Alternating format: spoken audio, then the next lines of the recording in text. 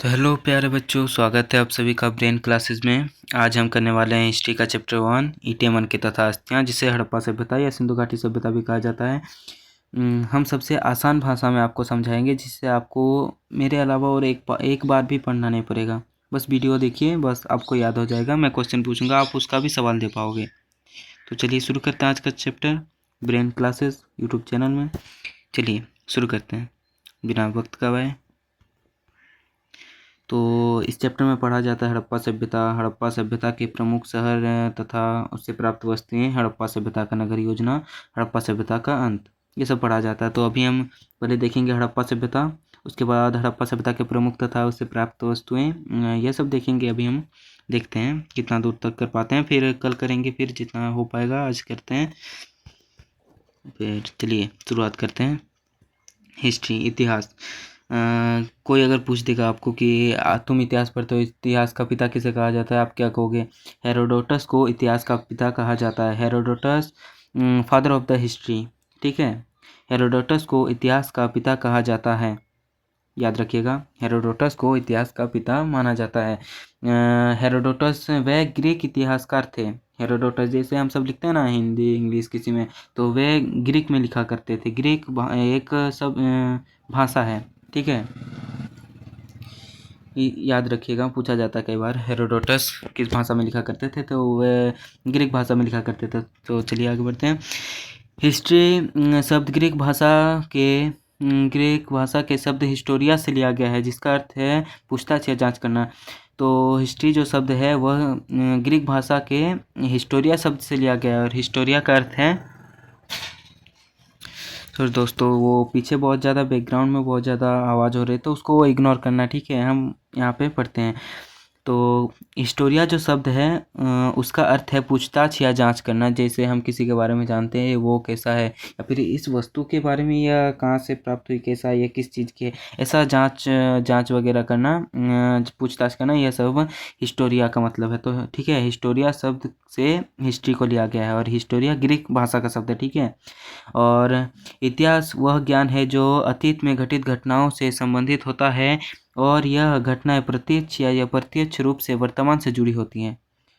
तो जैसे इतिहास में बीत चुका है कि हम अंग्रेज़ों के ग़ुलाम थे।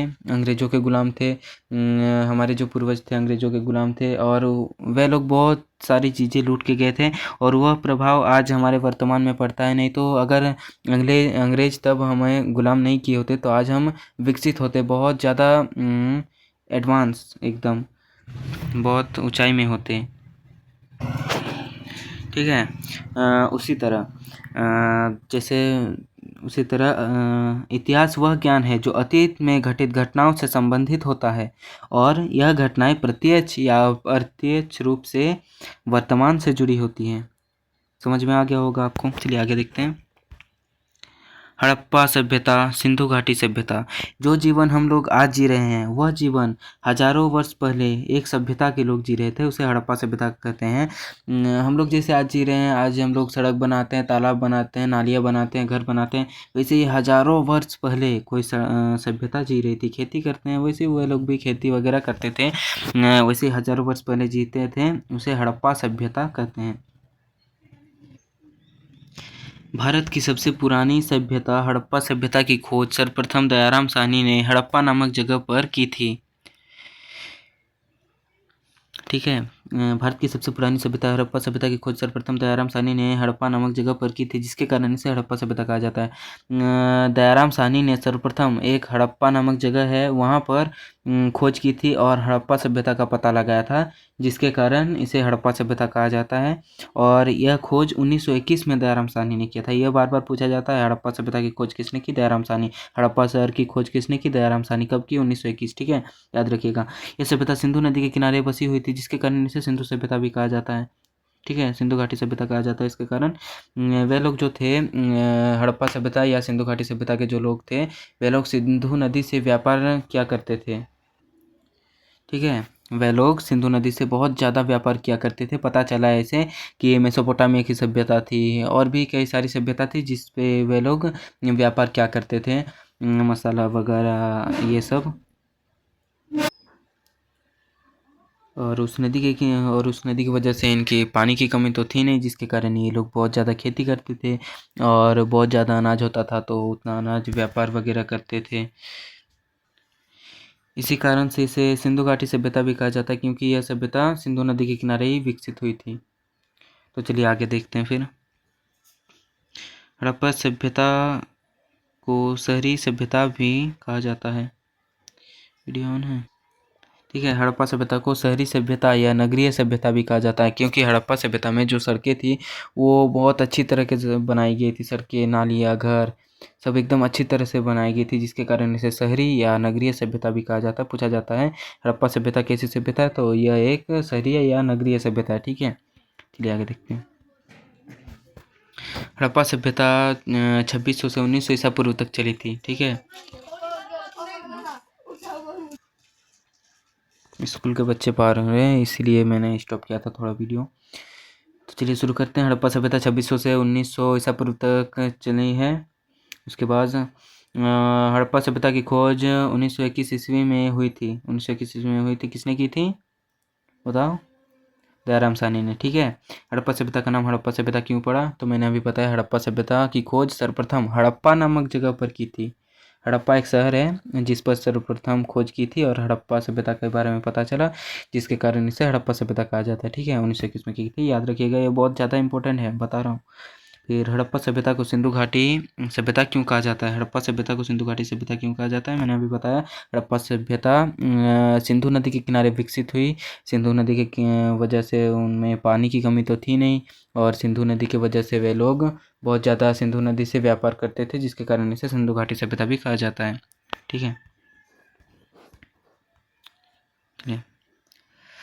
फिर देखते हैं बनावली और राखी गढ़ी, ये सब हड़प्पा सभ्यता के प्रमुख स्थल। ये देख लीजिएगा, हड़प्पा सभ्यता का प्रमुख स्थल, ये स्क्रीनशॉट या नोट कर लीजिएगा, बहुत ज़्यादा इंपॉर्टेंट है। पूछा जाता है ये कहाँ पर स्थित है, यह कहाँ पर स्थित है, तो नोट कर लीजिएगा फटाफट, या फिर स्क्रीनशॉट ले लीजिएगा, बाद में नोट कर लीजिएगा। बनावली और राखीगढ़ी कहाँ पर स्थित है? हरियाणा में। कालीबंगा कहाँ पर स्थित है? राजस्थान में। धौलावीरा और लोथल और नागेश्वर कहाँ पर स्थित है? गुजरात में।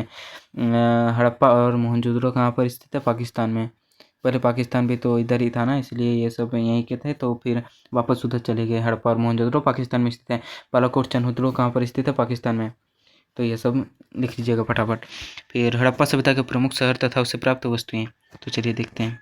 हड़प्पा शहर, हड़प्पा रावी नदी के किनारे स्थित है, जिसकी खोज 1921 में दयाराम साहनी ने की थी। अगर पूछा जाए कि हड़प्पा शहर किसके किनारे है, तो लिखिएगा हड़प्पा शहर रावी नदी के किनारे है। हड़प्पा शहर जो है वह रावी नदी के किनारे है, और पूरी हड़प्पा सभ्यता सिंधु नदी के किनारे है, ठीक है। प्राप्त वस्तुएं, हड़प्पा शहर से प्राप्त वस्तुएं यह है कि स्त्री की मूर्ति जिसके गर्भ से पौधा निकलता हुआ दिखता है। एक स्त्री की मूर्ति थी जिसके गर्भ से पौधा निकलता हुआ दिखता है, वे लोग उसकी पूजा करते थे। माना जाता है उसे उर्वरता की देवी या प्रकृति देवी कहा जाता है, तो ठीक है। यह बहुत इम्पोर्टेंट है, थोड़ा लिख लीजिएगा। और ये जो है RH37, पूछा जाता है कि RH37 क्या था, तो आप लोग बता दीजिएगा। RH37 कब्रिस्तान था। RH37 कब्रिस्तान यह हड़प्पा शहर से प्राप्त हुआ था। तांबे की मुहरें भी हड़प्पा शहर से प्राप्त हुई थी, जो गेहूं, मटर व तिल के प्रमाण एवं खरगोश के चित्र वाली मुद्रा मिली थी। यह सब हड़प्पा शहर से प्राप्त हुई थी, ठीक है। सिंधु घाटी सभ्यता में सबसे पहले हड़प्पा शहर की खोज हुई थी, ठीक है। दयाराम साहनी ने हड़प्पा शहर की खोज 1921 ईस्वी में किया। हड़प्पा शहर रावी नदी के किनारे बसा हुआ है। मोहनजोदड़ो दूसरा शहर, जो कि ये शहर बहुत ज़्यादा इंपॉर्टेंट है। यह सबसे विकसित शहर था, हड़प्पा सभ्यता का सबसे विकसित शहर, ठीक है। मोहनजोदड़ो हड़प्पा सभ्यता का सबसे बड़ा और सबसे समृद्ध शहर था। मोहनजोदड़ो को मृतकों का टीला भी कहा जाता है। मोहनजोदड़ो यह एक सिंधी भाषा का शब्द है, मोहनजोदड़ो, जिसका अर्थ है मृतकों का टीला, ठीक है। तो मोहनजोदड़ो नाम रख दिया गया। यहाँ पर बहुत ज़्यादा टीले प्राप्त हुए थे, जिसके कारण इसे मृतकों का टीला कहा जाता है। यह एक सिंधी भाषा का शब्द है। पूछा जाता है मोहनजोदड़ो किस भाषा का शब्द है, तो लिख दीजिएगा सिंधी भाषा का शब्द है। मोहनजोदड़ो का अर्थ क्या होता है, यह तो लगभग हर बार पूछा जाता है, हर बार, याद रखिएगा। मोहनजोदड़ो का अर्थ क्या होता है, तो मृतकों का टीला। यह बहुत ज़्यादा इंपॉर्टेंट है, और यह भी याद रखिएगा, बहुत ज़्यादा इंपॉर्टेंट है। मोहनजोदड़ो की खोज 1922 ईस्वी में राखल दास बनर्जी ने की थी, सही है। मोहनजोदड़ो की खोज 1922 ईस्वी में R.D. बनर्जी ने की थी। राखालदास बनर्जी को ही R.D. बनर्जी कहा जाता है। बहुत बार बच्चे एग्जाम में भी कंफ्यूज हो जाते हैं कि हमने तो राखालदास बनर्जी पढ़ा था, यहाँ तो ऑप्शन है ही नहीं, तो R.D. बनर्जी रहेगा, उसको टिक मारिएगा। सही है। मोहनजोदड़ो में स्नानगार और अन्नगार पाया गया। मोहनजोदड़ो में जल निकास प्रणाली बहुत अच्छी थी और यहाँ नियोजित सड़कें भी बहुत अच्छी थी। ठीक है। मोहनजोदड़ो में स्नानगार, एक जैसे आज के ज़माने में लिखी थी ना स्विमिंग पूल। सही है। स्विमिंग पूल जिसमें दोनों तरफ से सीढ़ियाँ बनी हुई थी, पक्की ईंटों से बनाई गई थी। उसकी खूबियाँ लिखना। पक्की ईंटों से बनाई गई थी, सीढ़ियाँ बनी हुई थी, गर्म ठंडा पानी का सुविधा था, कपड़े चेंज करने के रूम थे। ये सब याद रखिएगा। ठीक है। ये सब लिखिएगा। स्नानगार की विशेषताएं बहुत बार आता है 5 नंबर का क्वेश्चन। ये सब थोड़ा बड़ा चढ़ा के लिखना होता है, तो लिख लीजिएगा सही से। और वहाँ की जल निकास जो प्रणाली थी ना बहुत अच्छी थी। सड़कों के किनारे में नाली बनाई गई थी। तो चलिए आगे देखते हैं फिर। मोहनजोदड़ो सिंधी भाषा का शब्द है और यह शहर सिंधु नदी के किनारे स्थित है। ठीक है। मोहनजोदड़ो जो शब्द है यह सिंधु नदी के किनारे स्थित है, याद रखिएगा। मोहनजोदड़ो शहर कृषि और व्यापार के लिए प्रसिद्ध था क्योंकि यह सिंधु नदी के किनारे स्थित था। ठीक है। मोहनजोदड़ो से बहुत ज़्यादा व्यापार, बहुत ज़्यादा खेती होती थी। आपके गांव में अगर बहुत बड़ा नदी रहेगा तो पानी की कमी होगा? एकदम नहीं होगा, जिसके कारण बहुत ज़्यादा खेती होता था। खेती होगा बहुत ज़्यादा तो व्यापार भी बहुत ज़्यादा होगा, जिसके कारण यह शहर व्यापार और खेती में सबसे आगे था और शहर एकदम अच्छा था। ठीक है। पक्की ईंटों से बनाई गई थी सब कुछ। आगे देखते हैं। प्राप्त वस्तुएं। मोहनजोदड़ो में जो प्राप्त वस्तुएं थी इसमें सबसे इम्पोर्टेंट है ये कांस्य की नर्तकी की मूर्ति। यह कांस्य की नर्तकी की मूर्ति। ठीक है। यह इम्पोर्टेंट है। सूती कपड़े के अवशेष, मेसोपोटामिया की सभ्यता के साथ मोहरे, और यह पशुपति की मुद्रा। ठीक है। यह बहुत ज़्यादा इम्पोर्टेंट है, पूछा जाएगा पशुपति की मुद्रा कहाँ से प्राप्त हुई, तो लिख दीजिएगा मोहनजोदड़ो। चलिए देखते हैं। यहाँ से 1398 मोहरे, पुजारी का सिर, कांस्य की नर्तकी की मूर्ति, सूती कपड़े के अवशेष, मेसोपोटामिया की मोहरे, पशुपति की मुद्रा आदि प्राप्त हुई।